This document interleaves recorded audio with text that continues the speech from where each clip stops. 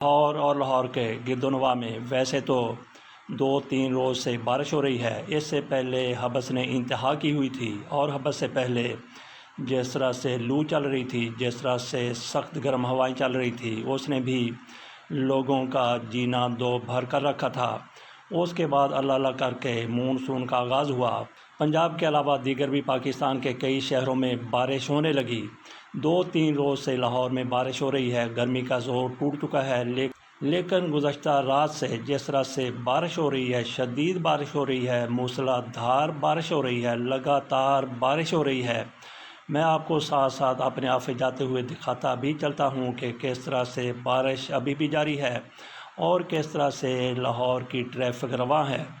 اس کے ساتھ ساتھ ہم اپنے کرنٹ افیئرز پر بھی بات کر لیتے ہیں، سیاست کے حوالے سے ہی بات کر لیتے ہیں۔ شہباز شریف صاحب کی طرف سے کیا کیا بڑھکیں ماری جا رہی ہیں، اور عطا تارڑ صاحب کیسا ہمارا نظام ہے، کیسا ہمارا سسٹم ہے، کس مقصد کے لیے چین چلے گئے ہیں۔ آپ بھی حیران ہو جائیں گے کہ عطا تارڑ یہ اس مقصد کے لیے چین بھیج دیا گیا ہے۔ شہباز شریف صاحب کی طرف سے جو کچھ کہا گیا ہے وہ حیران کن ہے۔ ایک طرف چینی مافیا کس طرح سے لوگوں کو لوٹ رہا ہے، اور دوسری طرف ان کی طرف سے کہا جا رہا ہے کہ ہم نے پاکستان کی معیشت کو مضبوط بنا دیا ہے۔ شہباز شریف صاحب کہتے ہیں کہ ریکارڈ ترسیلات ہوئی ہیں، اس پر قوم کو مبارکباد دیتا ہوں۔ کہا گیا ہے کہ جس طرح سے پاکستان سے باہر بیٹھے ہوئے پاکستانیوں نے پاکستان میں پیسے بھیجے ہیں، وہ بہت بڑا ریکارڈ ہے۔ بالکل ایسا ریکارڈ ہوگا۔ اس کے ساتھ ساتھ شہباز شریف صاحب کہتے ہیں کہ پاکستان کی اکانومی ٹیک آف کی پوزیشن میں آ چکی ہے، لیکن عام آدمی کی یہ حالت ہے۔ ناظرین، اس کے ساتھ ساتھ آپ بارش کے مناظر بھی ملاحظہ کیجیے، اور یہ ٹریفک دیکھیے کہ کس طرح سے رواں دواں ہے، کس طرح سے لوگ آ رہے ہیں، کس طرح سے لوگ جا رہے ہیں، یہ بھی دیکھتے جائیے اور شہباز شریف صاحب کی باتیں بھی سنتے جائیے۔ وہ کہتے ہیں کہ ریکارڈ ترسیلات ہوئی ہیں، اور اس کے ایک طرف ان کی طرف سے یہ کہا جا رہا ہے کہ ریکارڈ ترسیلات ہوئی ہیں، دوسری طرف ان کے وزیر خزانہ رہنے والے مفتاح اسماعیل، مفتاح اپنے آپ کو کہلاتے ہیں، ان کا بھی ایک عرصے تک ان کی رجیم میں، شہباز شریف کی رجیم میں اور میاں نواز شریف کی حکومت کے دوران مفتاح لگا رہا۔ ان کی طرف سے کہا جا رہا ہے کہ چینی 70 روپے مہنگی ہوئی ہے۔ عمران خان کی حکومت تھی تو ہمیں چینی 60 روپے کلو بھی مہنگی لگتی تھی، آج یہ 200 روپے کو چھو چکی ہے۔ اب ان لوگوں کو جو عمران خان کے حوالے سے گلی گلی میں جا کے یوٹیوبر تھے یا پھر دیگر تھے، لوگوں سے پوچھتے تھے کہ مہنگائی کی کیا صورت احوال ہے، آج اس پر بالکل خاموش ہیں، کیونکہ ان کو مہنگائی اتنی زیادہ نہیں لگتی، کیونکہ یہ نوازے جا چکے ہیں۔ شہباز شریف کہتے ہیں کہ 38.3 ارب کی ریکارڈ ترسیلات زر ہوئی ہیں، یہ پورے سال کی بات کر رہے ہیں، اور اس پر بڑی خوشی کا اظہار کر رہے ہیں، گویا پاکستان میں امارت آ گئی، پاکستان میں ترقی آ گئی، پاکستان میں خوشحالی آ گئی۔ لیکن سوچنا یہ ہے کہ پاکستان سے ان کی رجیم کے دوران یہاں سے تنگ آ کے، حالات سے تنگ آ کے، روزگار سے تنگ آ کے کتنے زیادہ ہنرمند، کتنے زیادہ پروفیسر، کتنے زیادہ ڈاکٹر، کتنے زیادہ انجینئر پاکستان سے باہر جا چکے ہیں۔ اگر بڑے بڑے لوگ، بڑے بڑے ماہر پاکستان سے باہر گئے ہیں تو ان کے پیسے تو پاکستان میں آنے ہی تھے۔ برین ڈرین ہوا، اس پر شہباز شریف صاحب فخر کا اظہار کر رہے ہیں کہ دیکھیں 38.3 ارب ڈالر کی پاکستان کی ترسیلات ہیں، اس پر بڑے زیادہ خوش ہیں۔ لیکن دوسری طرف یہ بھی صورتحال ہے، جیسا کہ ہم نے بتایا کہ پاکستان میں مہنگائی نے عام آدمی کا جینا دو بھر کر رکھا ہے، جیسے کہ چینی 70 روپے کلو مہنگی ہو گئی ہے۔ جس طرح سے بارش آپ دیکھ رہے ہیں لاہور میں، اس حوالے سے خبر لگی ہے کہ لاہور میں موسلا دھار بارش سے ہر گلی، ہر سڑک ڈوب گئی، اور کیسا، اور ایسا ہی کچھ یہاں پہ بھی احوال آپ کے سامنے ہے۔ لیکن سڑکوں پر اتنا زیادہ پانی کھڑا نہیں ہے، بہرحال سڑکوں کے وہ حصے جو نشیبی ہیں وہاں پہ پانی ضرور کھڑا ہے۔ تو ایسی صورتحال میں مریم اورنگزیب صاحبہ نے تو جو کچھ کہنا تھا وہ تو کہتی رہتی ہیں، جیسا کہ ان کی طرف سے کہا گیا کہ دنگل فلم پر مجھ سے غلطی ہوئی، میں نے غلطی سے اس کو پاکستان میں بند کروا دیا تھا۔ اس پر وہ اظہار افسوس کر رہی تھی، اور یہ عامر خان کی فلم تھی، انہوں نے کسی سے سن لیا، ان کے کان میں کسی نے کہہ دیا کہ یہ فلم اچھی نہیں ہے۔ وہ کہتے ہیں جب میں نے 2 سال کے بعد فلم دیکھی تو مجھے پتہ چلا کہ اس میں تو کچھ بھی ایسا نہیں ہے۔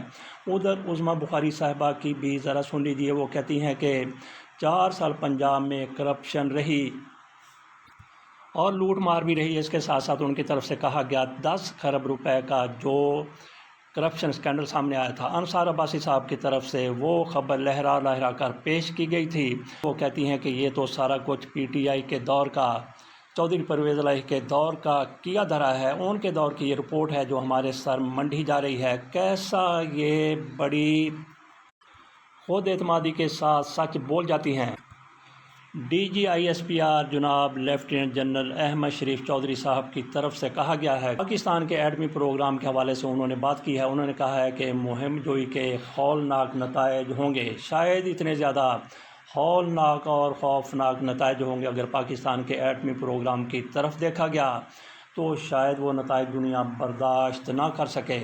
उनकी तरफ से मज़ीद भी कहा गया है कि एटमी प्रोग्राम को कोई भी निशाना बनाने की जुर्रत नहीं कर सकता। दहशतगर्दी के नेटवर्क की बात करते हैं, वो कहते हैं कि नेटवर्क का मास्टरमाइंड अजीत दोवल है, भारत का कौमी सलामती का मुशीर है। भारत ने दहशतगर्दी को पाकिस्तान के ख़िलाफ़ बतौर पॉलिसी अपनाया हुआ है।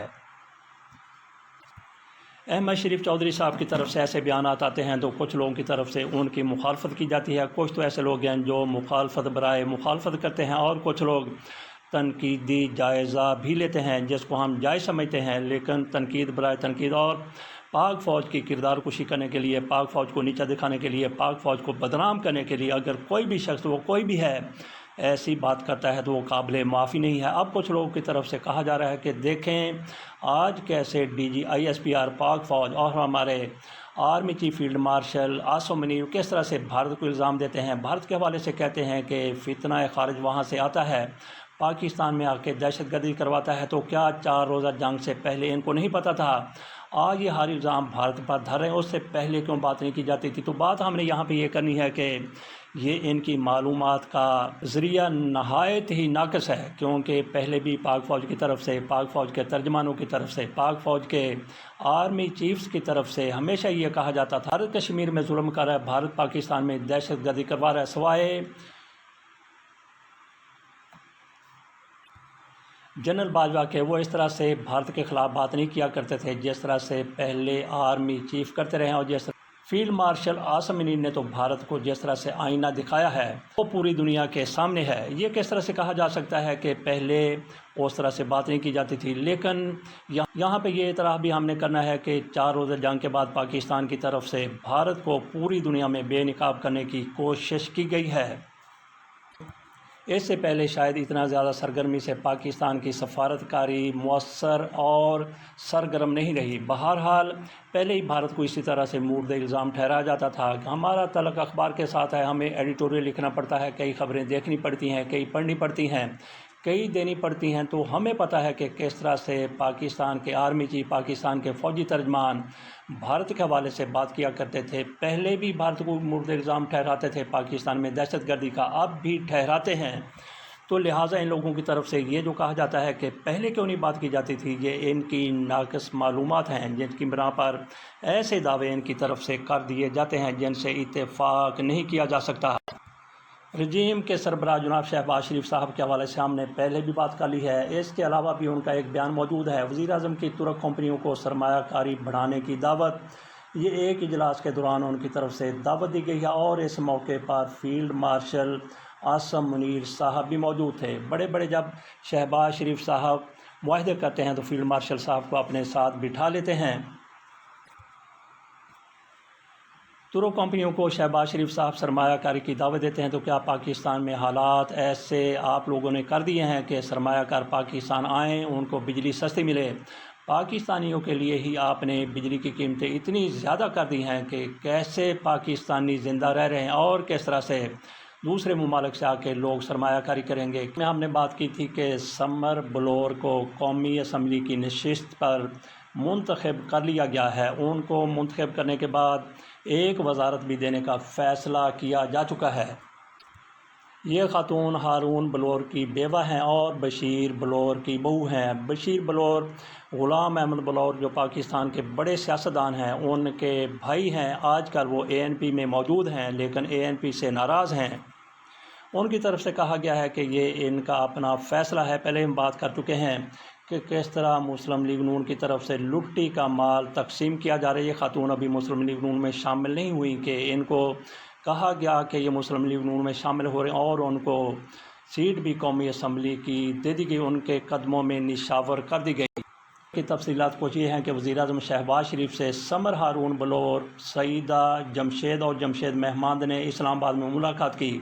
مشیر وزیر اعظم رانا ثناء اللہ، وفاقی وزیر امور گلگت بلتستان و کشمیر اور صوبائی صدر مسلم لیگ نون خیبر پختونخوا، انجینئر امیر مقام اور دیگر بھی ملاقات میں شریک تھے۔ سمر ہارون بلور نے ملکی معاشی استحکام، عوام دوست بجٹ اور ملکی معاشی ترقی کی درست سمت پر وزیر اعظم کی قیادت کو خراج تحسین پیش کیا۔ ظاہر ہے خراج تحسین تو پیش کرنا ہی تھا۔ انہوں نے کہا کہ میں چاہتی ہوں کہ وفاق اور پنجاب کی طرز پر خیبر پختونخوا کے بھی ترقی کی راہ پر گامزن ہو جائے۔